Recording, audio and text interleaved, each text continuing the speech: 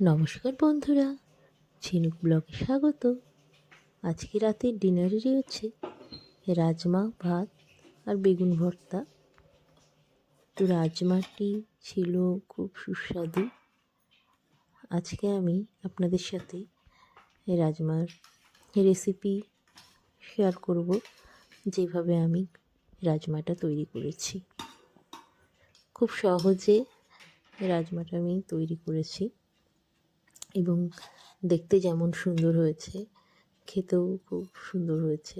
বাড়িতে যেসব উপকরণগুলো থাকে সেগুলো দিয়েই আমি সহজে বানিয়ে নিয়েছি এই রাজমা। রাজমা একটি অত্যন্ত হাই প্রোটিনযুক্ত খাবার, সেই জন্যে এটিকে আমাদের খাদ্য তালিকায় মাঝে মাঝেই রাখা যেতে পারে। তাহলে আমাদের প্রোটিনের অভাব কিছুটা দূর হবে। তো রাজমা আমি সারা রাত ভিজিয়ে রেখেছিলাম, আর এই উপকরণগুলো আমি নিয়েছি। সাধারণ যেসব লাগে এই উপকরণগুলো নিয়েছি, সেগুলোকে ধুয়ে রেডি করে রেখেছি। তো আমি একটা প্রেশার কুকারটা হচ্ছে আমার 3 লিটারের। ছোট্ট প্রেশার কুকারটাতে আমি প্রথমে তেল দিয়ে দিলাম, সর্ষের তেল। আমি এটা একবারই রান্না করব, 1 পট। তো কিছুটা তেল দিয়ে তেলটাকে গরম হতে দিলাম। তেলটা গরম হওয়ার পর এর মধ্যে আমি পেঁয়াজ কুচি ছেড়ে দিলাম। 2 বড় সাইজের পেঁয়াজকে আমি ভালো করে ধুয়ে কুচি কুচি করে কেটে নিয়েছি। তো সেই পেঁয়াজ কুচিগুলো আমি এই গরম তেলের মধ্যে ছেড়ে দিলাম। তারপরে নাড়াচাড়া করতে থাকবো। যখন পেঁয়াজটা একটু নরম হবে তখন এর মধ্যে আমি আদা বাটা ও রসুন বাটা আমি দেব। আমি একটু ছোট্ট হামানদিস্তায় আদা আর রসুন পরিমাণ মতো আমি বেটে নিয়েছি, থেতো করে নিয়েছি আর কি। তো পেঁয়াজটাকে একটু ভেজে নিচ্ছি, নেড়ে চেড়ে নেব ভালো করে। খুব সুন্দর গন্ধ উঠছে ভাজা পেঁয়াজের, আর চারিদিকটাতে ধুই ভরে যাচ্ছে।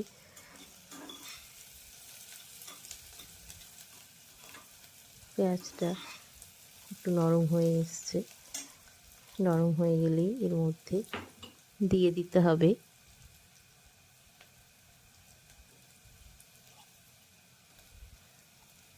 আদা আর রসুনের পেস্ট।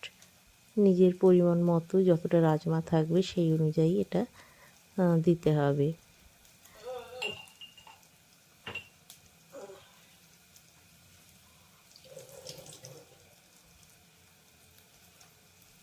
এরপরে আদা রসুন বাটা যেটা দেওয়া হলো সেটাকেও পেঁয়াজের সাথে একটুখানি নাড়াচাড়া করে ভেজে নিতে হবে। যতক্ষণ না এই আদা এবং রসুনের কাঁচা গন্ধটা চলে যাচ্ছে, ততক্ষণ পর্যন্ত একটু নাড়াচাড়া করে ভেজে নিতে হবে।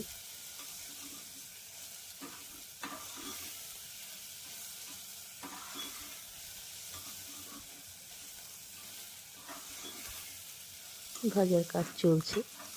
আমি এটা 1 পট রান্না করছি। 1 পট রান্না মানে একবারেই করে নেব, তারপরে আর কোনো কাজ থাকবে না।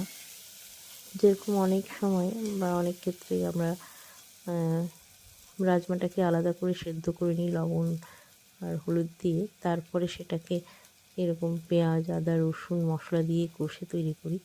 সেটা না করে আমি একবারে কাঁচা অবস্থাতেই রাজমাটাকে রান্না করে নিয়ে তারপরে প্রেশারে দেব। তো এরপরে আমি পেঁয়াজ কুচি রসুন বাটা আদা বাটা দেওয়ার পর টমেটো দিয়ে দিলাম একটু বেশি করে। আমি এখানে মিডিয়াম সাইজের মোটামুটি 4টা মতো টমেটো নিয়েছি। সেগুলোকে সাইজ মতো কেটে চার চার ভাগ করে চার ভাগ করে আরও 3-4টা করে পিস বার করে ওইটা কেটেছি। কেটে চৌকো চৌকো করে কেটে নিয়ে এটার সাথে ভালো করে মিশিয়ে দেব। একটুখানি নেড়ে চেড়ে ভেজে নেব।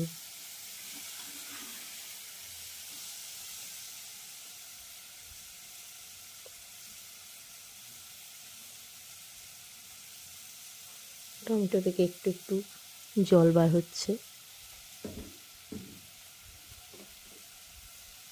টমেটোটা যাতে একটু গলে যায় ততক্ষণ পর্যন্ত রান্না করতে হবে। তারপরে এর মধ্যে জিরে গুঁড়ো, ধনে গুঁড়ো, হলুদ গুঁড়ো, লবণ আর স্বাদ অনুযায়ী একটু চিনি দিয়ে দিতে হবে।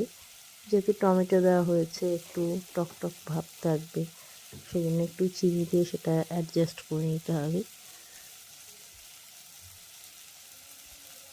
আমি এখানে আরেকটু ধনে গুঁড়ো দিলাম, আমার মনে হলো আরেকটু লাগবে তাই আরেকটু দিয়েছি। এগুলো সব ভালো করে মিশিয়ে নিতে হবে, মিশিয়ে একটু কষে নিতে হবে আর কি। ভালো করে সব কষে নিতে হবে। আমার যেহেতু নিচে একটু লেগে যাচ্ছিলো সেই জন্য আমি একটু সামান্য একটু জল দিয়ে দিয়েছি। জলটা দিয়ে পুরো মশলাটাকে ভালো করে কষে নেব যতক্ষণ না এখান থেকে তেল ছাড়ছে। কাঁচা লঙ্কাও আমি এর মধ্যে কয়েকটা দিয়ে দিয়েছি ভেঙে ভেঙে।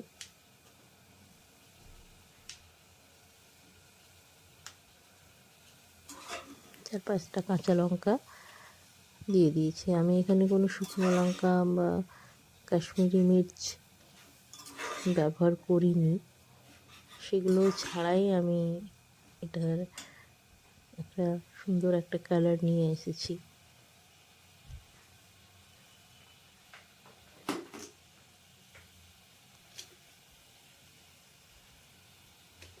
এরপর আমি লবণ দিয়ে দিলাম, স্বাদ অনুযায়ী লবণ দিয়ে দিচ্ছি।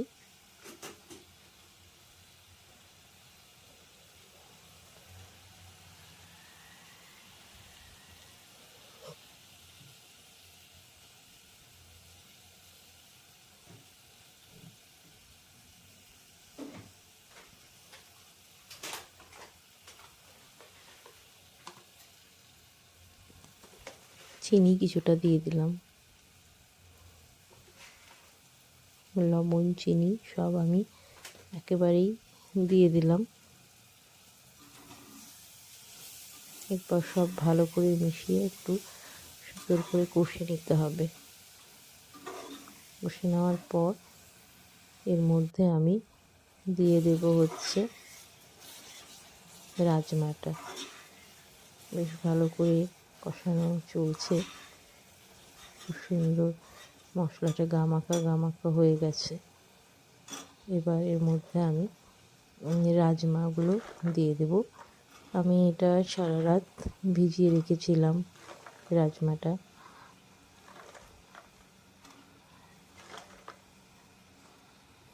রাজমা আমার খুব একটা প্রিয় একটি আর কি খাদ্য বলা যেতে পারে। রাজমা এবং ভাত খুব ভালো লাগে খেতে। আমার প্রেশার কুকারটা প্রায় ভরেই এসেছিলো, অল্প একটু ফাঁকা ছিল, সেই জন্য একটু নাড়াতে অসুবিধা হচ্ছিল। তো ভালো করে রাজমাটার সাথে মশলাটাকে মাখিয়ে নিতে হবে। মাখিয়ে নিয়ে একটুখানি কষিয়ে নিতে হবে। কষিয়ে নেওয়া হয়ে গেলে এর মধ্যে আমি পরিমাণ মতো জল দিয়ে দেব। জল দিয়ে প্রেশারে বসিয়ে দেব।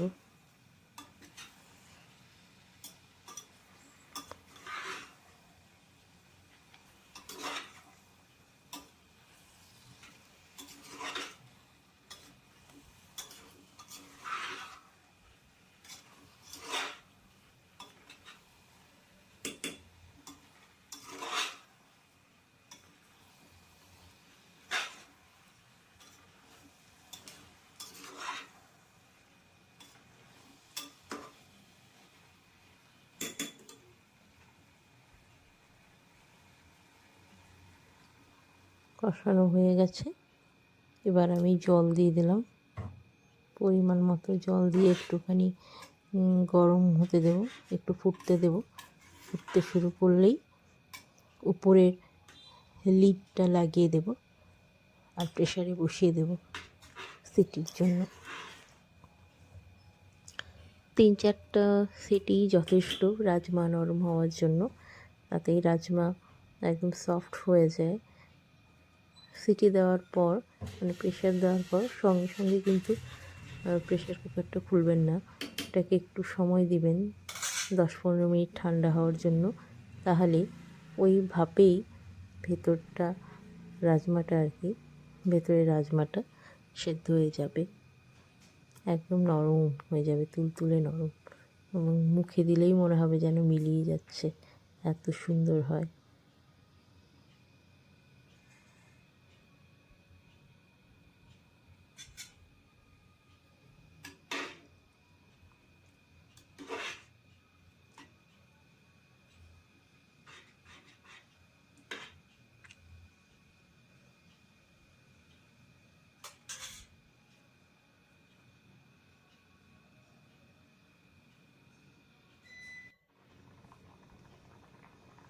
এবার আমি লিডটা লাগিয়ে দিলাম এবং এটার উপরে একটু তেল দিয়ে দিচ্ছি, সর্ষের তেল, যে ফুটোটা আছে সেখানটায়, যাতে ভেতরের কোনো অংশ যেন না যায় ভেতরে, ওই পাইপটাতে হুইসেল যেখানে আছে সেই জন্য এই ব্যবস্থা।